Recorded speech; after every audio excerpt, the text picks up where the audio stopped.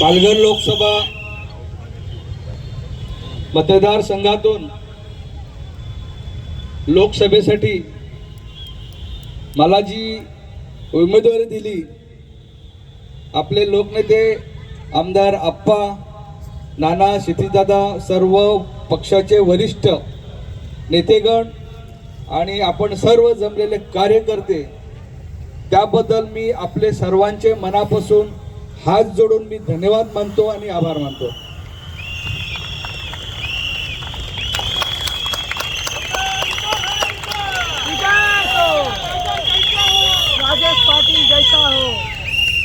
माझी राजकीय सुरुवात 1997 साली आप्पांच्या नेतृत्वाखाली झाली। माझे आजोबा कैलासवासी हिराजी कोंडू पाटील यांनी मला वारसा दिला राजकीय, परंतु मला खंबीर नेतृत्व आप्पांनी दिलं आणि 97 साली वयाच्या 21व्या वर्षी मी जिल्हा परिषदेला निवडून आलो आणि आप्पाच्या मार्गदर्शनानुसार सातत्याने काम करण्याचा मी चांगला प्रयत्न केला। त्या अनुषंगाने पुन्हा 2002 साली जी पंचायत समिती निवडणूक झाली त्याच्यामध्ये मला पुन्हा उमेदवारी दिली गेली आणि मी निवडून आलो आणि पंचायत समितीची सभापतीची जागा ही ओपन होती, तरी सुद्धा माझ्यासारख्या आदिवासी माणसाला ह्या जागेवर सभापती म्हणून आप्पांनी बसवलं। हे माझ्या आदिवासी समाजाचा खूप मोठा सन्मान आप्पांनी त्यावेळेला केला आणि सातत्याने आदिवासी समाजाचा सन्मान आजही आप्पा करत आहे। त्याबद्दल आप्पा तुमचे मी मनापासून समाजाच्या वतीने खूप माझे धन्यवाद मानतो। 2009 साली ठाणे जिल्हा मध्यवर्ती बँकेवर मी निवडून आलो आणि त्यावेळेला माझ्या विरोधामध्ये तत्कालीन आमदार महादू बरोबर उभे होते आणि आप्पांनी मी सांगितलं, तिकीट मागितलं तेव्हा की आप्पा ही निवडणूक मला लढवायची आहे, मला तुम्ही परमिशन द्या। तेव्हा आप्पांनी सांगितलं की ही निवडणूक लढवत असताना समोर कोण आहे माहिती आहे ना, आमदार आहेत। तर मी तेव्हा आप्पांना विश्वास दिला का जरी आमदार असले ना आप्पा तरी सुद्धा मी निवडून याची मला खात्री आहे। आणि त्यावेळेला ठाणे जिल्हा बँकेचे सगळे सूत्र एका वेगळ्या नेतृत्वाकडे असायची होती। त्यांनी आप्पांना कळ घातली की तुम्हाला जिल्हा बँकेमध्ये 4 जागा देतो, परंतु ही राज्याची जागा जंगल कामगार सोसायट्यांचा जो मतदारसंघ आहे ही तुम्ही सोडा। तेव्हा आप्पांनी सांगितलं ती एकच जागा मला द्या, बाकी सगळ्या जागा तुम्ही घ्या, मला फक्त राजेश पाहिजे। ते त्यांनी मानलं नाही आणि तेव्हा आप्पांनी सांगितलं आता लढायचं आणि निवडणुकीला सामोरे गेलो नाही, एक मताने का होईना, परंतु त्यावेळेला मी विजयी आप्पांच्या आशीर्वादाने मिळाली आणि जिल्हा बँकेचा मी संचालक झालो आणि आज सुद्धा जिल्हा बँकेवर मी संचालक आहे।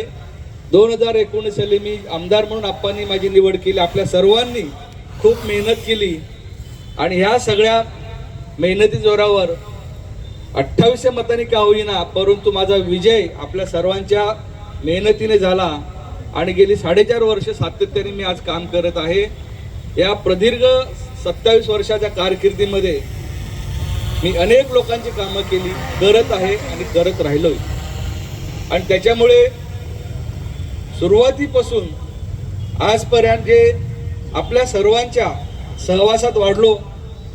इथे नाईक साहेब आहेत, जिल्हा परिषदेला आम्ही एकत्र होतो, बबनशेठ नाईक, जनार्दन घरत साहेब, काशीनाथ दादा, प्रभाकर मंत्री साहेब असे अनेक ज्येष्ठ मंडळी त्यावेळेला त्यांचा सहवास लाभला।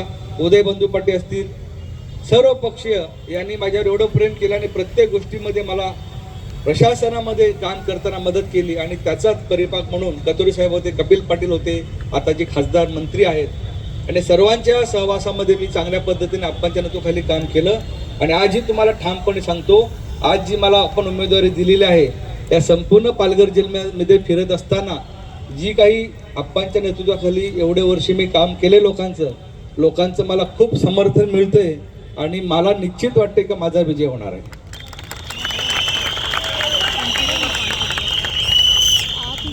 निवडणूक डिक्लेअर झाल्यापासून मी ज्या पालघर जिल्ह्याच्या ग्रामीण भागामध्ये फिरतोय आणि वसई तालुक्यामध्ये मी आज आलोय, परंतु आपण सर्वांनी एवढ्या दिवस घरोघरी जाऊन उन्हातानामध्ये फिरून लोकांकडे पोहोचले, आपला उमेदवार निवडून येण्यासाठी जे अथक प्रयत्न चालू ठेवलेले आहेत त्याबद्दल मी आपले सर्वांचे, मी नसताना सुद्धा आपण एवढं तिथे मेहनत करतात त्याबद्दल सुद्धा मनापासून मी आभार व्यक्त करतो आणि धन्यवाद मानतो.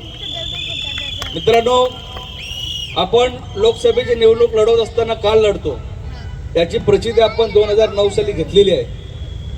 बळीराम जाधव साहेब खासदार झाले त्यावेळेला अनेक कामं झाली, परंतु मधल्या या 10 वर्षामध्ये आपण आपली पाठी कोरी राहिली.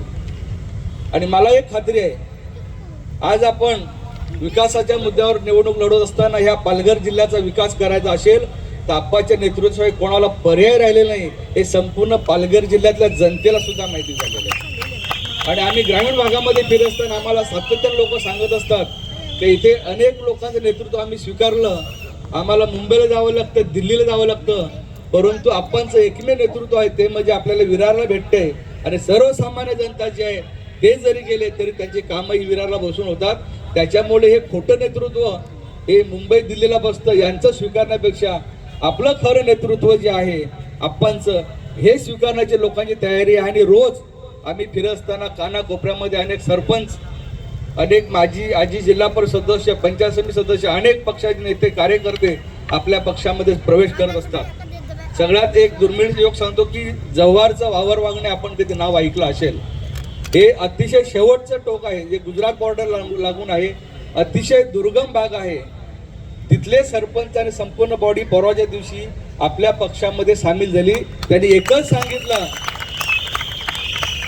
की आम्ही ज्या नेतृत्वाखाली काम करत होतो त्या नेतृत्वाच्या भरोशावर आम्ही भरपूर वर्ष काढली, आम्हाला वनपट्टा मिळाला, आपण 15 वर्ष 7-12 घडवला नाही. आणि आम्हाला तुमच्याकडून खात्री आहे का तुम्ही 7-12 नक्की आम्हाला घडून देणार आणि आमच्या हातात 7-12 देणार. कारण ही जी पद्धती आहे इतर लोकांमध्ये फक्त झुलवत ठेवायचं, आपल्याकडे थेट काम असते. त्याच्यामुळे आज ह्या ग्रामीण भागातल्या आदिवासी भागामध्ये सुद्धा, सागरी भागामध्ये सुद्धा सर्व समाजामध्ये आपल्याला अतिशय चांगलं योगदान मिळते, समर्थन मिळते. आणि म्हणूनच आपली वाटचाल ही चांगल्या दिशेने चालू आहे. पालघर जिल्हा हा अतिशय दुर्गम पण भाग आहे, नागरी, सागरी, डोंगरी आहे, शहरी आहे, औद्योगिक क्षेत्र या भागामध्ये आहे. इथे अनेक वेगवेगळ्या भागामध्ये वेगवेगळ्या स्वरूपाच्या समस्या आहेत. शेतकऱ्यांसाठी काम करणं खूप महत्त्वाचं आहे. त्याच्यासाठी एखादं कृषी विद्यापीठ, कृषी महाविद्यालय या पालघर जिल्ह्यामध्ये आणून शेतकऱ्यांना समृद्ध करण्यासाठी तो एक प्रयत्न केल्याने आप्पांच्या नेतृत्वाखाली पूर्ण जागा मिळालेली, संपूर्ण डिपार्टमेंटचे अप्रूव्हल मिळालेले आहेत. आणि येणाऱ्या काळामध्ये या पालघर जिल्ह्यासाठी संपूर्णपणे शासकीय महाविद्यालय कृषीचं आपल्या पालघर जिल्ह्यामध्ये आपल्याला आणायचं आहे. त्याच्याने ग्रामीण भागातला शेतकरी जो आहे, बागायतदार आहे, भाजीपाला लागवड करणारे, भात शेती करणारे, याला फायद्याची शेती करण्यासाठी खूप सुलभता निर्माण होणार आहे. औद्योगिक क्षेत्र मोठं आहे. बोईसरसारख्या ठिकाणी, वसईसारख्या ठिकाणी छोट्या इंडस्ट्री आहेत. यांच्यासाठी केंद्राच्या माध्यमातून अनेक आपल्याला योजना आणता येतील. त्याच्यासाठी आपल्याला काम करावं लागेल. रेल्वेचं नानांनी सांगितलं, युवकांसाठी स्किल डेव्हलपमेंटचे प्रोग्राम केंद्रामार्फत आणून त्यांच्यासाठी आपल्याला चांगला प्रोग्राम राबवता येईल, हे सुद्धा आपल्याला करायचं आहे. आपल्याकडे अनेक कंपन्यांमध्ये नोकऱ्या आहेत. 2014 साली सांगितलं 2 कोटी नोकऱ्या देणार दरवर्षी, परंतु त्या पद्धतीने ट्रेनिंगच दिलं नसेल तर नोकऱ्या मिळणार कुठून. म्हणून त्या इन्स्टिट्यूट आपल्या पालघर जिल्ह्यामध्ये आपण स्थापन केल्या तर निश्चित त्या पद्धतीचा प्रयत्न आप्पाच्या माध्यमातून, शितेदादांच्या माध्यमातून हाच राहील. आणि पालघर जिल्ह्यात, देशातला नाही परंतु पालघर जिल्ह्यातल्या आपल्या लोकांना सुद्धा आपल्याला चांगल्या प्रकारे रोजगार देता येतील अशा पद्धतीची आपली भूमिका आहे. अनेक विषय त्याच्यामध्ये विकासात्मक आहेत, कारण आपण अजेंडाच विकासाचा आहे आणि विकासाचा अजेंडा घेऊन आपण लोकांपुढे चाललेलो आहेत. आपला मॅनिफेस्टो आपण जो बनवला तो सर्व धर्मे, सर्व जातीय असा सलोखा निर्माण करणारा आहे. आणि मी माझ्या आयुष्यामध्ये एवढ्या राजकीय जीवनामध्ये प्रत्येक धर्माच्या सुखादुखामध्ये, अडीअडचणीमध्ये सातत्याने उभा राहिलो. आपल्याला माहिती आहे कोरोना काळ गेला, कोरोना काळामध्ये एक सेकंड वेव्ह जेव्हा आली त्याच्यामध्ये एक भयानक गोष्ट कोणीतरी केली तर त्याच्यामध्ये आप्पांचा, माझा आणि शितेदादांचा नंबर व्हायरल केले आणि त्याच्यामध्ये लिहिलं की तुम्हाला जी काही मदत लागेल ती मदत ह्या नंबरला फोन केल्यानंतर तुम्हाला उपलब्ध होईल. आणि त्या अनुषंगाने आम्हाला तिघांना सुद्धा डे नाईट, रात्री अपरात्री फोन यायचे, परंतु आम्ही ते एवढं सकारात्मक घेतलं आणि त्याच्यामुळे आम्ही लोकांना प्रॉपर गाईड करू शकलो. आम्ही गुगल शीट बनवली कलेक्टरच्या माध्यमातून, कुठल्या हॉस्पिटलला किती ऑक्सिजन बेड आहेत, कुठल्या हॉस्पिटलमध्ये किती रेमडेसिवीरची गरज आहे.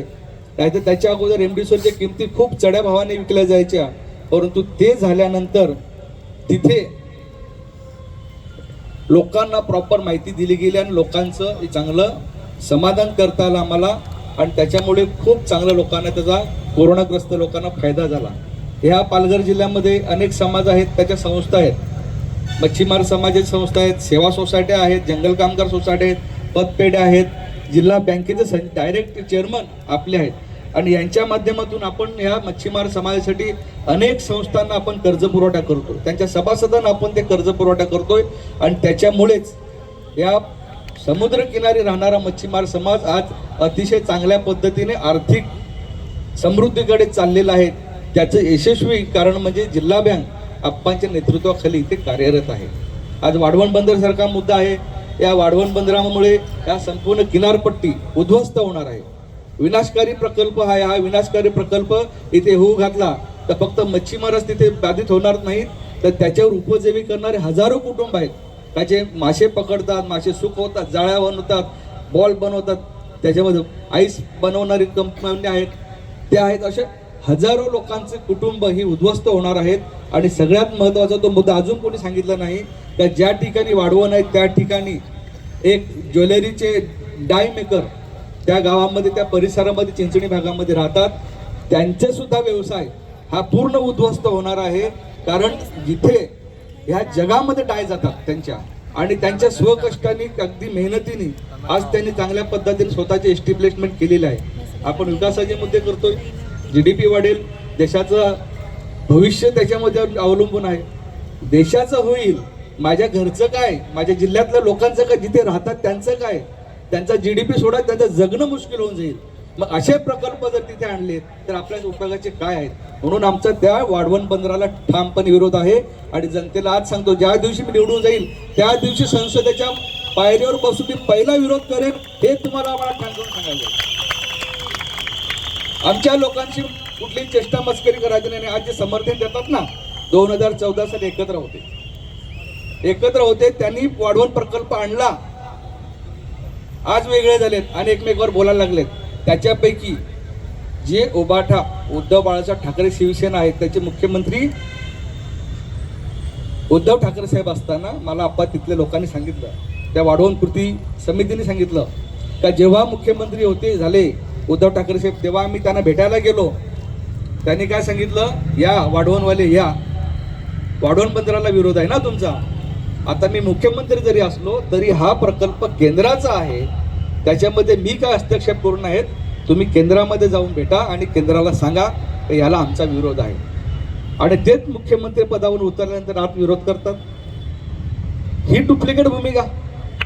सुभाष देशमुख केंद्रीय उद्योग मंत्री असताना, सुभाष देसाई उद्योग मंत्री असताना ऑन पेपर आहे उत्तर दिलंय विधान भवनामध्ये.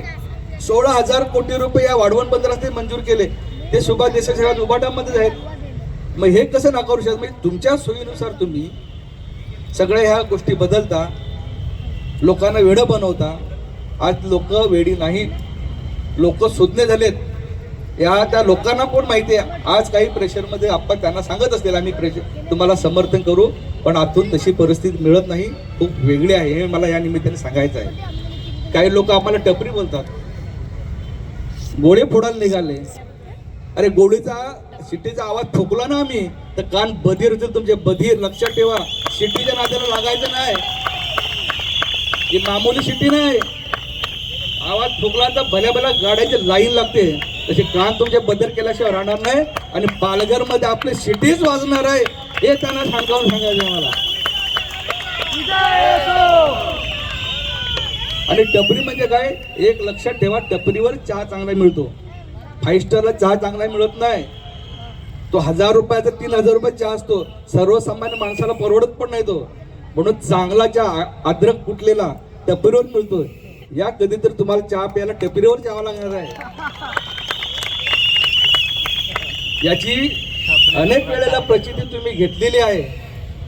त्याच्यामुळे आम्हाला तुम्ही काही विश्लेषण द्या, आम्हाला काही फरक पडत नाही. एका पत्रकाराने मला विचारलं, इकडे केंद्रीय नेतृत्व येते, मंत्री येतात, तुमची काय भूमिका आहे. म्हटलं आमचे आप्पा इथे पंतप्रधान बसलेत, मुख्यमंत्री ते आहेत, आमचे महापौर, आमचे कार्यकर्ते हेच आमचे मंत्री आहेत, स्टार प्रचारक आहेत ते आमचे. आम्हाला कुठल्या केंद्रीय नेतृत्वाची किंवा राज्याच्या नेतृत्वाची गरज नाही. आमची कामं इथल्या बसल्या बसल्या विरारलाच होतात. त्याच्यामुळे आम्हाला कुठे जायची गरज नाही. आम्ही कामं इथेच करून दाखवू. आणि एक तुम्हाला सुद्धा आठवण करून देतो, जेव्हा 2002 साली विलासराव देशमुख सरकार गडगडणार होतं, त्यावेळेला एका मताची आप्पांची गरज होती. आप्पांकडे अनेक फेऱ्या मारल्या. मी तेव्हा वसई तालुक्यात सभापती होतो. आपल्या 4 नगरपालिका होत्या. तेव्हा समर्थन मागण्यासाठी आप्पांकडे अनेक वेळा ते लोक यायचे काँग्रेसचे. तेव्हा आप्पांनी सांगितलं, माझी पाण्याची योजना सूर्या टप्पा 1 200 मिल्डिकी जो मंजूर करून देईल त्याला माझं मी मत देणार. आणि त्यावेळेला मुख्यमंत्री विलासराव देशमुख साहेबांनी मिटिंग लावली वर्षा बंगल्यावर. आणि आम्ही फक्त 5 लोक गेलो होतो, 4 नगराध्यक्ष आणि मी सभापती म्हणून. आणि आपली बाजू मांडण्यासाठी स्वर्गीय आबा RR पाटील ग्रामविकास मंत्री होते, त्यांनी आपली तिथे बाजू मांडली. आणि 10% लोकवर्गणी जी होती ती 100% माफ केली. आणि एका दिवसामध्ये आपली सूर्याची योजना मंजूर केली. ते पाणी आपल्या वसईला आलं आणि आपली वसई पाण्याने समृद्ध झाली. आणि आज आपल्याला जवळपास सेकंड वेव्हमध्ये 180 MLDचं पाणी आपल्याला मंजूर झालं. त्याच्या 80 MLD मिळालं. उसगावचं 36 MLD पाणी आपल्याकडे पेल्लारचं आहे. आणि येणाऱ्या काळामध्ये अजून 500 MLDचं नियोजन आपण 50 वर्षासाठी करून ठेवलेलं आहे. मग यांनी काय केलंय? आणि आज पण तुम्हाला सांगतोय, एका मताची किंमत किती असते बघा. एका मताजोरावर आपलं वसई पाण्याने समृद्ध आपण केलं. आणि आज पण सांगतात 400 पार. ही सगळ्या खोट्या गोष्टी आहेत, झूट बात आहे. आज आपला खासदार इथे निवडून जाणार ना, त्याचं दिल्लीमध्ये एवढं महत्व असणार आहे की आपण सांगणार ती पालघर जिल्ह्याच्या विकासासाठी सगळी कामं आपल्याला करून घेता येतील. एवढं महत्व या पालघरच्या खासदाराचं राहणार आहे. आज आपली जनता 40 लाखाच्या वर गेली. त्यांचं नेतृत्व भक्कम आप्पांकडेच होऊ शकते. आणि या योजना आणण्यासाठी टीमवर्क लागते. हे फक्त आप्पांकडे बहुजन विकास आघाडीचे आहे. मागे 10 वर्षे जे आले ते फक्त गल्ल्यात फिरत राहिले, डोंगरात फिरत राहिले, त्यांना खासदारकीच कळली नाही. त्याच्यामुळे आपण एक विशिष्ट पद्धतीने चांगलं मार्गक्रमण अगदी करून त्याच्यामध्ये आपण ते करून दाखवलेलं आहे. आपण सुद्धा चांगलं या लोकसभेमध्ये खासदार म्हणून गेल्यानंतर मी तुम्हाला ग्वाही देतो की एकंदरीत 27 वर्षाच्या प्रदीर्घ राजकीय आणि प्रत्यक्ष जो माझा प्रशासनामधला अनुभव आहे, त्या प्रशासनाच्या अनुभवावर मी निश्चितपणे ह्या पालघर जिल्ह्यासाठी अतिशय चांगलं काम करून दाखवेन. एवढंच्या निमित्ताने बोलतो. आणि आपल्याला जाहीर आवाहन करतो की आपण, आपले कुटुंब, आपले सर्व कार्यकर्ते, जे काही आपलं मित्र आहेत, सर्वांना सांगून 20 तारखेला शिट्टी ह्या निशाणीसमोर, भाभीने सांगितलं 5 नंबर आकडा लके, खूप बरं वाटलं. थोडी धाकधूक होती, आता धाकधूकच संपली. 5 नंबर हा साक्षात परमेश्वराचा नंबर आहे. त्याच्यामुळे 20 तारखेला आपण शिट्टीसमोर बटन दाबाल, तो माझाच विजय होईल आणि आपण कराल. एवढंच या निमित्ताने आपल्याला आवाहन करतो आणि थांबतो. जय हिंद, जय महाराष्ट्र.